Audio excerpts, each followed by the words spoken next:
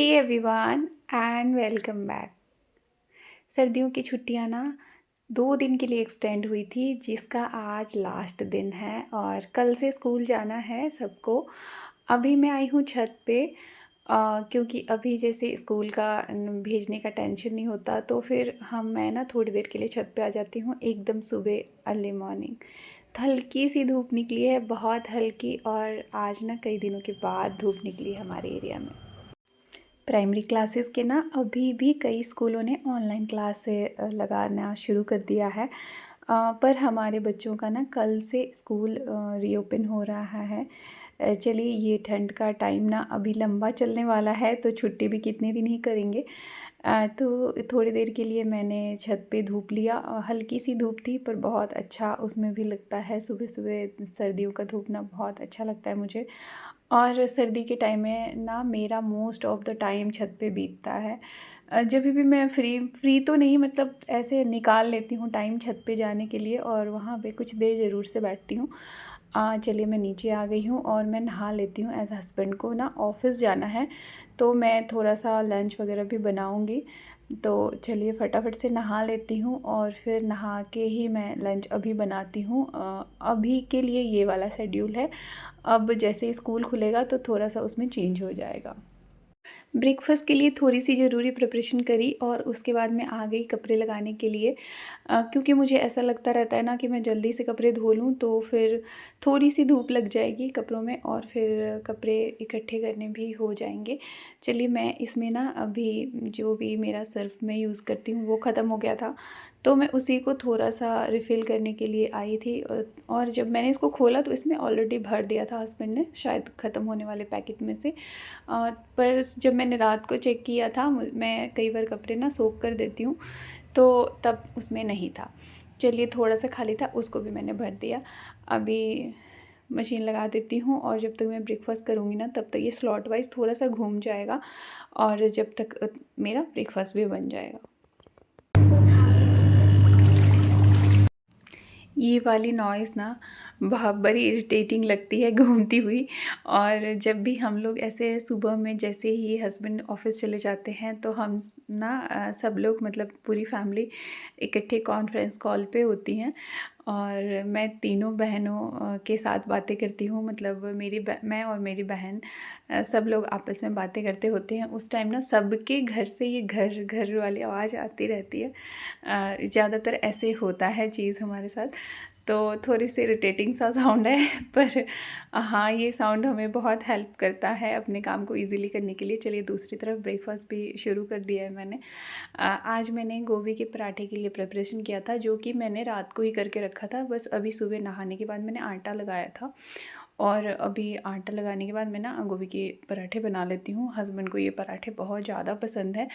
और ना रात को साग भी बॉईल करके रखा था। मैं ज़्यादातर सुबह के लिए ना चीज़ें अभी सर्दी के टाइम में कर लेती हूँ, क्योंकि मैं थोड़ा सा लेट उठने की आदी होती जा रही हूँ। अभी फुल 1 महीने से मैं लेट बहुत ज़्यादा उठ रही हूँ।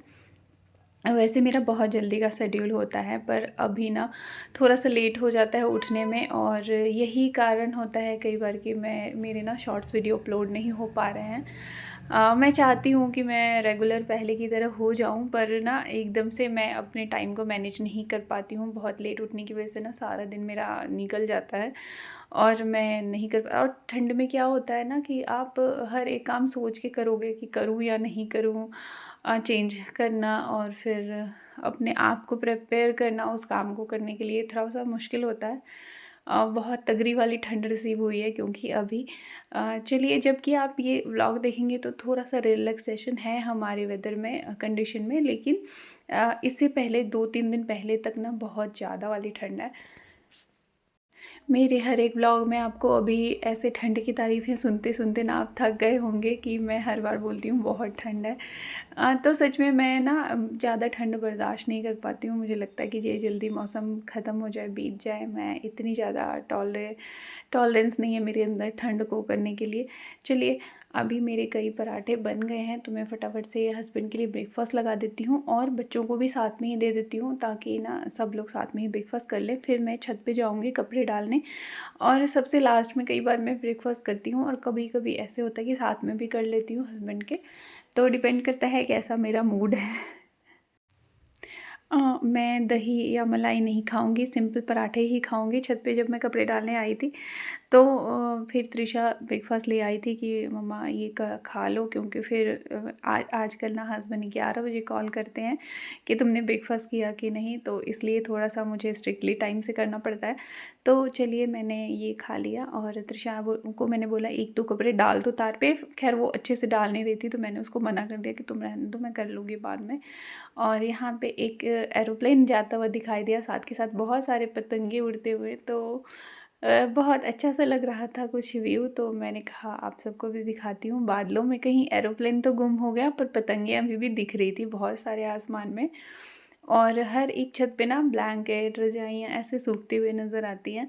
मेरा जैसे ही मैंने अपना ब्रेकफ़ास्ट ख़त्म किया वैसे ही फिर मैंने कपड़ा डालना शुरू कर दिया। तृषा से तो हो नहीं पाया, तो मैंने कहा मैं कर देती हूँ। मेरे को ये आपको धूप दिख रही है कितनी हल्की सी है, पर इस धूप में भी ना हम लोग बैठे हुए थे और अच्छा लग रहा था, क्योंकि कई दिनों के बाद बारिश वगैरह होने के बाद ये धूप निकली है।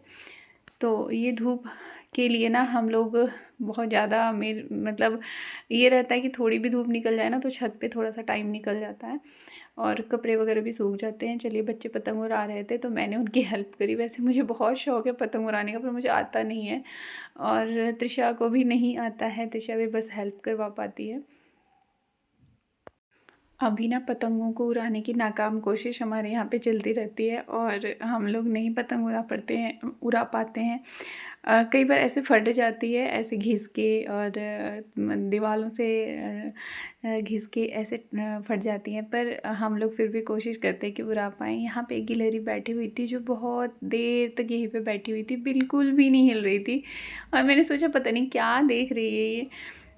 आसमान में इतने सारे लोग पतंग उड़ा रहे थे, बस हमारा ही पतंग था जो बिल्कुल भी नहीं उड़ रहा था और इसके लिए ना बहुत देर तक, मतलब शाम तक हम लोग कोशिश करते रहे, तृषा और अपूर्व लगे रहे, पर नहीं उनसे हो पाया। ये पतंग ऐसे घिस घिस के ना दीवारों के साथ ये फट जाएगा बाद में। सर्दियों के दिनों में ना वुलेंस की वजह से इतना ज़्यादा काम बढ़ जाता है और आधे दिन तो उसको ठीक से रखने में, कंबल मोड़ने में, कंबल को समेटने में और फिर से 2 मिनट के बाद जब बिस्तर पे जाओ तो कंबल फिर से खुल जाता है और फिर से दोबारा से मोड़ लो, फिर स्वेटर्स उठाओ, जैकेट्स संभाल के रखो।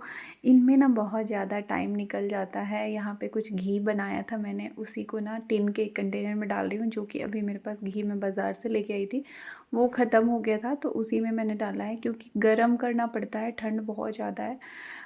तो जम जाती है ना तो फिर प्लास्टिक के या किसी और कंटेनर में ना दिक्कत होती है। तो मैंने ना एक कांच का कंटेनर रखा हुआ था पहले घी के लिए, बस पर उसमें ना मैंने अभी डाला नहीं। इस बार मैंने टिन के कंटेनर में डाला है, क्योंकि फिर उसको गर्म करने में मुझे दिक्कत आती थी और ये इतना ज़्यादा सॉलिड बन जाता है ना अभी इतनी ज़्यादा ठंड में कि ये ना निकलता भी नहीं रहता है, चम्मच से भी नहीं। तो फिर इसलिए मैंने ना टिन में डाला ताकि हल्का सा ना मैं उस डब्बे को ही गर्म कर सकूं, तो इसमें मुझे इजी होगा गर्म करने के लिए, तो इसलिए मैंने ना इसमें डाला है। पहले वाला जो घी है वो प्लास्टिक के कंटेनर में रखा हुआ है, तो वो निकालने में बहुत दिक्कत हो रही थी मुझे। अभी सर्दी के मौसम में साग बनाना, साग तोड़ना, ये सब एक बहुत अच्छा लगता है खाने में, इसलिए ना इसके पीछे मेहनत तो होती है, पर वो मेहनत ना बहुत जायज़ लगता है मुझे। तो मैंने ना आज फिर से साग बनाया है जिसमें तड़का लगाया है प्याज का और मिर्ची का, लहसुन नहीं डाला है। कभी कभी मैं ऐसे पूरे पूरे लहसुन डाल के बनाती हूँ, जो कि बहुत अच्छा टेस्ट करता है। और आज ना मैं ऐसे साइड छीलने की वजह से मैंने सोचा कि रहने देती हूँ, पर कभी कभी ऐसे मेरे पास छिला हुआ होता है तो मैं पूरा बहुत सारा भर के डालती हूँ और कभी कूट के भी डालती हूँ। जैसे अभी अलग अलग तरीके से मैं बना लेती हूँ, ऐसे कोई मेरा स्पेसिफिक फिक्स नहीं है मेरे को ऐसे ही बनाना है, मेरे को जैसे समझ में आता है मैं कर लेती हूँ। अभी चलिए मैंने कुछ मक्के का आटा लगाया है और आज मैं बनाऊँगी मक्के वाली रोटी, जो कि एकदम फेवरेट खाना होता है सर्दियों के टाइम का। धूप में बैठ के मक्के की रोटी और सरसों के साग, ऐसे मैं पहले ना दादी को और नानी माँ को देखती थी ऐसे बनाते हुए। मेरी नानी माँ बहुत अच्छी शेफ़ थी, मतलब बहुत अच्छा खाना बनाती थी वो। ये अलग बात है कि बहुत कम खाना बनाया होगा उन्होंने, लेकिन हाँ ऐसे रोटी उनको मैंने बनाते देखा है। मैंने मोस्ट ऑफ़ द टाइम दादी को ऐसे रोटी बनाते देखा है, चावल का और मक्के का भी। तो हाँ, और मरुआ मतलब रागी, रागी का रोटी मैंने दादी के हाथ का ऐसे बनते हुए देखा है, तो मैंने भी ना ऐसे ट्राई किया था और बहुत अच्छे से बना लिया मैंने। मैं कई बार खुद को सोचती हूँ कि ये तो मुझे आता ही नहीं था, तो मैंने कैसे बना लिया? तो फिर बना लिया बस जैसे भी। मुझे भी ये सब टेक्निक ना पता नहीं है मैं कैसे बना ली, पर मैंने बना लिया, तो मुझे अच्छा लगा, बन गया मेरे से। तो अभी ना मैं मक्के की रोटी बना रही हूँ और मैं इतनी खुश हो रही थी ना कि मैं थप थप थप थप करती जा रही थी। और एक एक करके मैंने बना के रख, बहुत ज़्यादा इकट्ठे नहीं बना के रखे, वो चिपक जाएगा। ये थोड़ा-सा टाइम टेकिंग काम होता है, ये मक्के की रोटी ना बहुत टाइम लेता है बनने के लिए, पर मेरा वन ऑफ द फेवरेट का खाना है, तो इसलिए मैंने मक्के की रोटी बनाई है। हस्बैंड को सिंपल रोटी दी थी और अभी अपने लिए बना रही हूँ, और ये थोड़ा-सा आटा मैं बचा के रख लूँगी, तो फिर रात को बनाऊँगी हस्बैंड के लिए मक्के की रोटी। और बच्चे मेरे खाते नहीं हैं, तो मैं अभी खुद के लिए भी मक्के की रोटी बनाना ना थोड़ा-सा टाइम टेकिंग काम होता है। अगर आप 15-20 मिनट आपको लंच बनाने में लगता है, तो इसके लिए आपको 1.5 घंटा लगेगा, मतलब एकदम से डबल लगेगा, क्योंकि एक-एक रोटी निकलने में ना बहुत टाइम लगता है और सिकने भी चाहिए अच्छे से, तो फिर थोड़ा ज़्यादा टाइम लगता है। पर हाँ, ठीक है, मुझे पसंद है और मुझे जब कोई चीज़ अच्छी लगती है, तो मैं किसी भी कंडीशन में उसको करने के लिए तैयार होती हूँ। तो मुझे ना रोटी ये वाली बहुत ज़्यादा पसंद है, तो ये अभी खुद के लिए बना रही हूँ। थोड़ा-सा आटा इसमें से बचाऊँगी, जो कि हस्बैंड आएँगे तो रात में बनाऊँगी, और अभी मैं आटा गूँथा रहेगा ना तो अच्छा रहेगा, ये सॉफ्ट हो जाएगा अच्छे से। और अभी कुछ 3-1 बज रहा है और 3 बजे तक मैंने ये आटा बनाया है, तो इनफ़ है, अभी रात के लिए कोई दिक्कत नहीं होगी मुझे। और फिर ये है कि बच्चे तो खाएँगे नहीं, मैं ही खाऊँगी, तो फिर इतना सारा आटा बच जाएगा मेरा। अभी इस वाली रोटी के साथ ना घी बहुत अच्छे से जाता है, और ठंड ज़्यादा होने के कारण ना मुझे तवे पे ही रोटी घी लगाना पड़ेगा।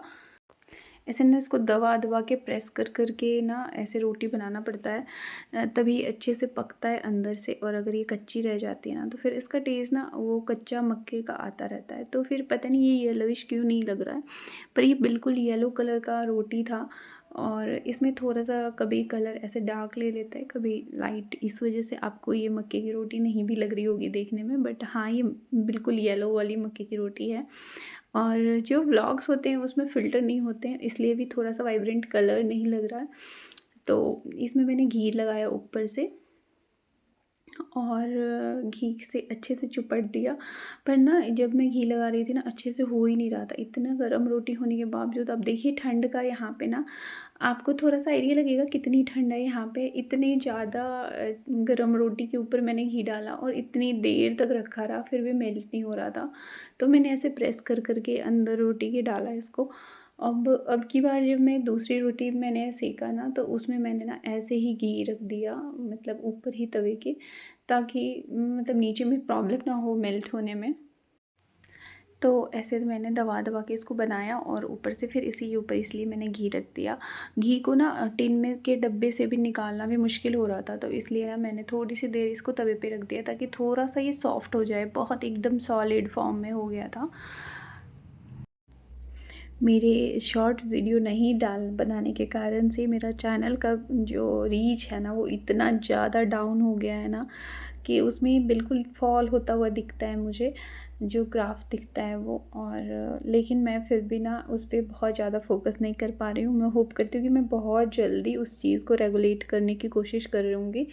जब कोई चीज़ आप छोड़ देते हो ना, तो अभी मैंने, जैसे मुझे लगता है 1 मंथ हो गए मैंने शॉर्ट्स बनाने छोड़ दिए, और इस टाइम पे ना मैं एकदम उसकी, ऐसा लगता है मैं, ये मेरे लाइफ का पार्ट ही नहीं है, ऐसा मैंने एकदम छोड़ दिया उसको तो। और पर मुझे इतना ज़्यादा क्रेज़ है कि मेरा अभी भी उस तरफ ध्यान जाता है कि मैं क्यों नहीं बना रही हूँ। तो अभी मैं कोशिश करूँगी उसको रेगुलेट करने की। चलिए, मेरी दूसरी रोटी भी बन गई है, और इसी के साथ मैं ब्लॉग का भी एंड करती हूँ। मिलती हूँ आप लोगों से नेक्स्ट ब्लॉग।